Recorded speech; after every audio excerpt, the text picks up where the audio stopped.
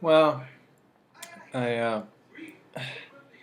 got a sick kid at home, um, so I'm not gonna be here tomorrow, and got something wrong with my face too. My nose keeps t- turning, so I think that would be a bit of a distraction for most of the school day anyway.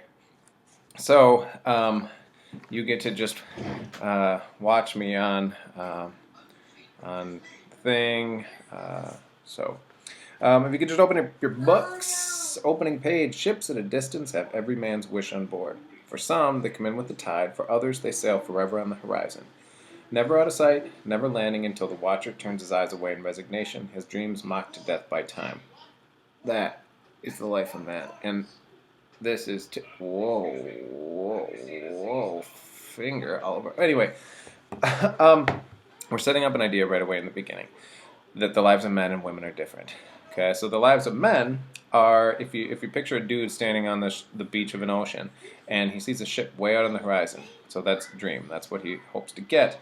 And either the ship comes in eventually and he gets his dream, or he spends the rest of his life standing on the shore watching the boat go way across the horizon. Whoa, finger all over. And then eventually just continues on the horizon and leaves, and he doesn't get his dream. Okay, now women forget all the things they don't want to remember, and they remember everything they don't want to forget. The dream is the truth, and they act and do things accordingly. So for women, having the dream is the most important thing. Okay, now Janie, this is going to be something you're going to keep in mind as we read this book, what Janie's dream is and how she kind of alters her perception of the world and kind of her understanding of the world to fit with that dream. So she kind of makes the world make sense in relation to her dream. Going on, so she comes back into town, and especially once we watch the movie, this is really well done. She's been walking for a couple days, barefoot on a gravel road in southern Florida in the middle of summer. Now, if you can imagine how hot and sticky and gross that is, and what that would do to your feet, I don't know how much time you spent walking on gravel. I don't usually, but I could imagine that it would hurt. When she comes back into town, the people in this town are sitting on the porch. Okay, the porch is kind of where they gather and they tell stories and they make judgments on people. Now, seeing the woman as, and on page 2, seeing the woman as she was made them remember the envy they'd stored up from other times. So they chewed up the back parts of their mind and swallowed with relish. They made burning statements of questions and killing tools out of laughs. It was mass cruelty, a mood come alive. Okay, so when she walks by, if you look at the next paragraph, it's just a whole series of questions, and you can just picture 8, 10, 12, 15 people sitting on this porch, all kind of making comments about her. And they're all comments about her appearance. What you doing coming back here in them overalls? Can't you find no dress to put on? Where's that blue satin dress you left here in? Where's all that money her husband took and died and left her? What that old 40-year-old woman doing with her hair swinging down her back like some young gal? Now, these are very judgmental comments, and they're kind of very gossipy comments too. The women are jealous of her because in movie, it's Halle Berry plays this role, so you can imagine that. Um, Women are jealous of her, and the men are very attracted to her, but they know they're not going to get close to her. The men noticed her great firm buttocks, like she had grapefruits in her hip pockets, a great rope of black hair swinging down to her waist, unraveling in the wind like a plume. The men were saving with the mind what they lost in the eye. The women took the faded shirt and muddy overalls and laid them away for remembrance. It was a weapon against her strength, and if it turned out of no significance, still it was hoped that she might fall to their level someday. So women are very jealous of her, men are very attracted to her. She comes back into town, and again, now this is at the very end of the story, so we don't know what's happened. But as soon as she walks by, she goes to her house, and then Phoebe starts to talk to her friends. And she doesn't know what's going on, and the friends have guesses of what's going on, and they want to suspect the worst of what's going on. So Phoebe goes and talks to her, and Janie does not care about them at all. I think Janie is a great character, and she just doesn't care at all. Now, when I wrote my big paper on this for a master's degree, um, there's a character who's going to come up, Tea Cake, who doesn't seem to make sense, and we'll get into that once we get to him. But my paper was about framing this book in terms of economics. Okay, so Janie's had all these experiences. It comes back, and then she tells her story to her friend Phoebe. Okay, she doesn't tell her story to the people on the porch. She doesn't care to tell the story to the people in the town. She doesn't care about any of that, but she just wants to tell her story to her friend. Okay, so we'll get to that. Um, Going on page 7, and the way I kind of frame this in terms of economics is the difference between a mink skin and a coon hide. Before Janie tells her story, she said, first I got to go back and tell you the story from the beginning for you to understand what's happening. And on page 7, she says, so tain't no use in me telling you something unless it gives you the understanding to go along with it. Unless you see the fur, a mink skin ain't no different from no coon hide. Look here, Phoebe, is Sam waiting on you for supper? So the difference between a mink skin and a raccoon skin is lots of money. Okay, and so, but if you don't know the difference, it just looks like two bits of fur. Okay, so she's going to give Phoebe enough understanding so that Phoebe can understand the story she's telling. The only other character who's really strongly introduced, male character, on any kind of in-depth level, other than the ones Janie ends up marrying, is Phoebe's husband, Sam. On the top of page 6, they make some jokes about Sam. Sam's too crazy. You can't stop laughing when you're around him. Phoebe, that Sam here's just won't quit. Crazy thing. So initially, we get the sense that Sam's a pretty good dude. And overall, he is a pretty good dude. But as we get into it, we see that Sam isn't too different from a lot of the dudes in the book. Okay, now in chapter 2, we go back to the beginning, and Jane tells the story of her grandmother was alive during slavery, and when her grandmother was pregnant and gave birth was shortly before the end of slavery. Okay, so Janie never grew up during slavery, Nanny did. And growing up, they grew up in the backyard of a wealthy white family. Okay, Janie was always, not always, but came to be this made her uncomfortable. It definitely made Nanny uncomfortable because Janie was teased a lot for it. And at the time, because Janie was playing with white children and children of all different races, she didn't even realize that she was black, or at least of mixed background. Until they saw a picture, and then Janie saw it, and the kids kind of made fun of her for that. So in Nanny's view, the most important thing for Janie was to have land and property. Growing up in slavery, she couldn't own anything. And then even post-slavery, they lived in a small house in the backyard of a wealthy white family, which is still not all that different from the way things used to be. So I'm going on a little bit. Page 10 and 11, we get a weird scene. Okay, and this is a scene that, I was talking a little bit about dreams and how dream is the truth, and then they act and do things accordingly. Springtime, when people's thoughts turn to love. Janie is a teenager. Okay, she's lying under a pear tree as the pear tree is blossoming. On page 10, Janie had spent most of the day under a blossoming pear tree in the backyard. She'd been spending every minute that she could steal from her chores under that tree for the last 3 days. That was to say, ever since the first tiny bloom had opened, it had called to her to come and gaze on a mystery. From brown stems to glistening leaf buds, from leaf buds to snowy virginity of bloom, it stirred her tremendously. The rose of the world was breathing out smell. It followed her through all her waking moments and caressed her in her sleep. It connected itself with other vaguely felt matters that had struck her outside observation and buried themselves in her flesh.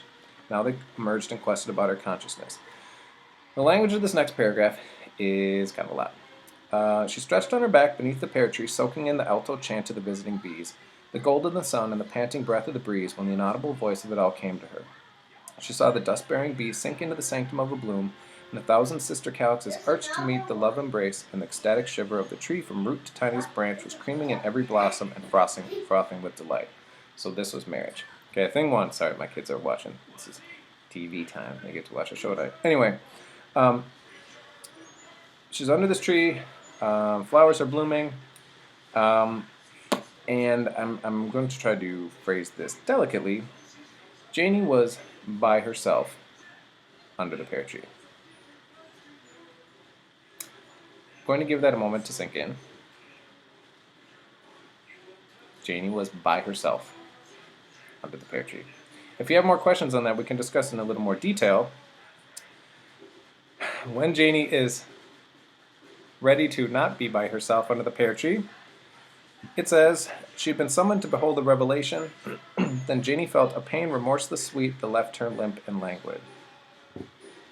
I will give that a moment to sink into.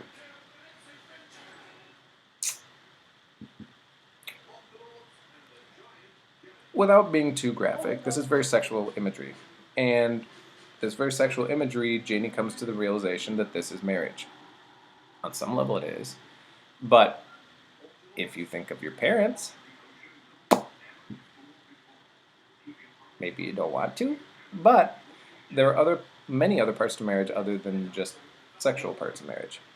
Okay, so right when this happens, at the bottom of the page 11, through pollinated air she saw a glorious being coming up the road.